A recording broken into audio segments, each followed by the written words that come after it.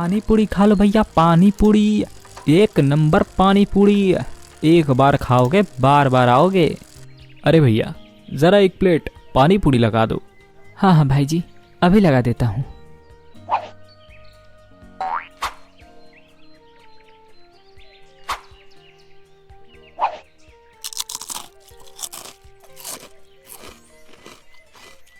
क्या बात है भैया, मैंने शहर जाकर भी काफ़ी महंगी महंगी पानी पूड़ियाँ खाई हैं, लेकिन आपके इस साइकिल की पानी पूड़ी खाकर तो मुझे मज़ा ही आ गया।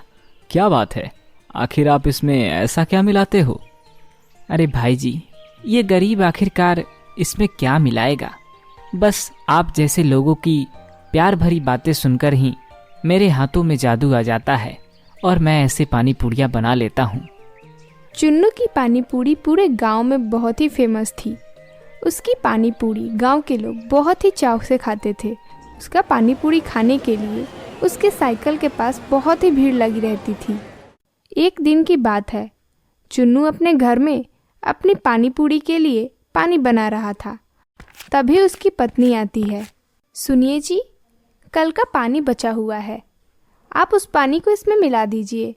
लोगों को क्या ही पता चलेगा कि ये पानी कल का है या आज का। नहीं माधवी, मैं ऐसा नहीं कर सकता। गांव के लोगों को मुझ पर बहुत ही भरोसा है और शायद इसीलिए वो लोग मेरी पानी पूड़ी इतनी चाव से खाते हैं। मैं अपने ग्राहकों के साथ कभी भी धोखा नहीं कर सकता। वो लोग मेरे भगवान समान हैं। आखिर उन्हीं के पैसों से तो मेरा घर चलता है। वाह, आपकी बातें सुनकर तो मुझे गर्व हो रहा है। अगर आपके जैसे ईमानदार इंसान इस दुनिया में हो जाए तो दुनिया तो स्वर्ग ही बन जाएगा। चुन्नू अपनी पानी पूरी बहुत ही शुद्ध और साफ तरीके से बनाता था। शायद उसकी शुद्धता की वजह से ही गांव के लोगों को उसकी पानी पूरी बहुत ही पसंद आती थी। एक दिन चुन्नू अपना साइकिल लगाकर पानी पूरी बेच रहा था। तभी उसके पास गांव का सेठ सोमनाथ आता है। आइए आइए सेठ जी, आप इस गरीब के साइकिल पर पानी पूरी खाने आए। मेरे तो धन भाग हो गए। बताइए कितने प्लेट लगा दूं? नहीं नहीं चुन्नू, मैं तुम्हारे साइकिल पर पानी पूड़ी खाने नहीं आया हूँ। दरअसल मुझे तुमसे कुछ काम था। कहिए ना सेठ जी, मेरे बस का अगर होगा तो मैं ज़रूर ही आपके लिए वो काम कर दूंगा। अच्छा तो सुनो, आज मेरी बेटी मोनी का जन्मदिन है, तो शाम में तुम अपनी साइकिल लेकर वहाँ लोगों को पानी पूड़ी खिलाने आ जाना। फिर जितने भी लोग पानी पूड़ी खाएंगे उसका हिसाब तुम मुझे दे देना और मैं उसके पैसे तुम्हें दे दूंगा। आपका बहुत बहुत शुक्रिया सेठ जी, मुझ जैसे गरीब को आपने इस लायक समझा। मैं शाम को समय पर आ जाऊंगा। आपका धन्यवाद। शाम के समय चुन्नू अपना साइकिल सेठ के यहाँ लगा देता है और वहाँ पर लोगों को अपना पानी पूरी खिलाने लगता है। चुन्नू के साइकिल पर लगी भीड़ को देखकर छोटू हलवाई, जो कि दिल्ली से आया हुआ था और जिसने जन्मदिन में खाना बनाया था, वह भौचक्का हो जाता है और वह सेठ से पूछता है, क्या सेठ जी, पानी पूरी खिलाना था तो मुझे बताते, मैं अपना ठेला यहाँ लगा देता, लोगों को मजा आ जाता। ये गरीब साइकिल वाले को क्यों यहाँ बुलाया है? अरे आप नहीं जानते, इस पूरे गांव में इसकी पानी पूड़ी बहुत ही फेमस है। लोगों की लाइन लगती है इसके पानी पूड़ी खाने के लिए, तो मैंने सोचा इसे ही बुला लूं। अच्छा ऐसी बात है, ठीक है, जरा मैं भी इसकी पानी पूड़ी खाकर देखता हूँ। ऐसी कौन सी जादू मिला रहा है पानी पूड़ी में जो इतनी भीड़ लगी हुई है। ला भाई, जरा इधर भी 2-3 पानी पूड़ी खिला दे, देखूं ऐसा क्या है तेरे पानी पूड़ी में।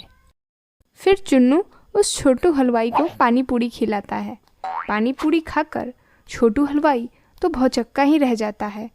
उसने ऐसी स्वादिष्ट पानी पूड़ी कभी नहीं खाई थी और उसने सोचा, पानी पूड़ी तो इसकी अच्छी है, लेकिन अगर ये ऐसे ही पानी पूड़ी बनाकर गांव में बेचता रहा तो मुझे तो बर्थडे पार्टियों में पानी पूड़ी का ऑर्डर ही नहीं मिलेगा और मेरा धंधा चौपट हो जाएगा।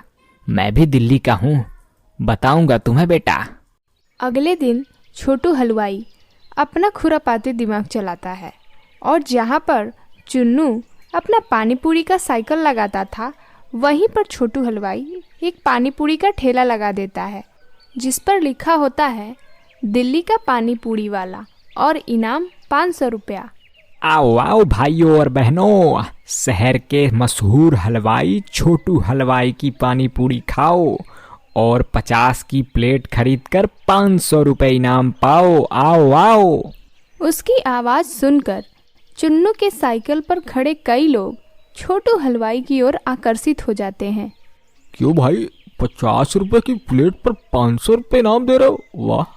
ग्राहक की यह बात पूछने पर छोटू हलवाई पानी पूरी की प्लेट दिखाते हुए कहता है, अरे हाँ हाँ भाई, दे रहा हूँ इनाम, लेकिन इनाम सिर्फ उसी को मिलेगा जो ये बड़े वाला पानी पूरी एक बार में ही खा लेगा। लेकिन तुम्हारी पानी पूरी साफ सुथरी तो है ना? अरे साफ सुथरी है तभी तो दिल्ली शहर से आकर यहाँ पानी पूरी बेच रहा हूँ, एक बार खाकर तो देखो। अच्छा ठीक है, फिर लगा दो एक प्लेट। उस दिन से छोटू हलवाई की पानी पूरी की धंधा चल पड़ता है। लोग 500 रुपए की इनाम के चक्कर में 50 रुपए प्लेट पानी पूरी खरीदने से नहीं हिचकते थे। अरे लाओ लाओ भाई, जल्दी से वो बड़ी वाली पानी पूरी मुझे दो, मैं उसे खाकर तुम्हें 500 रुपए का चूना लगवा दूंगा। अरे तुम क्या खाओगे पानी पूरी? मैं खा जाऊंगा एक ही बार में। भैया पहले मुझे दो। अरे अरे भाइयों लड़ो मत, मेरे पास बहुत पैसा है, मैं सभी को पैसे दूंगा, एक बार ये खाकर तो दिखाओ। लोग रोज उस बड़ी वाली पानी पूरी को खाने की कोशिश करते, लेकिन कोई भी नहीं खा पाता, जिसकी वजह से छोटू हलवाई को किसी को भी पैसे नहीं देने पड़ते। उल्टा उसकी बहुत सारी पानी पूरी बिक जाती है और छोटू हलवाई की घपाघप कमाई होने लगती है। उधर बेचारा चुन्नू उसकी ठेले की तरफ देखकर मन ही मन बड़बड़ाता रहता है। लगता है अब इस गांव में इसी का धंधा चलेगा।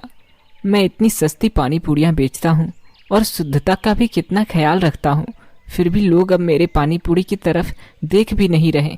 सब लालच के चक्कर में इसी की पानी पूरी खा रहे हैं।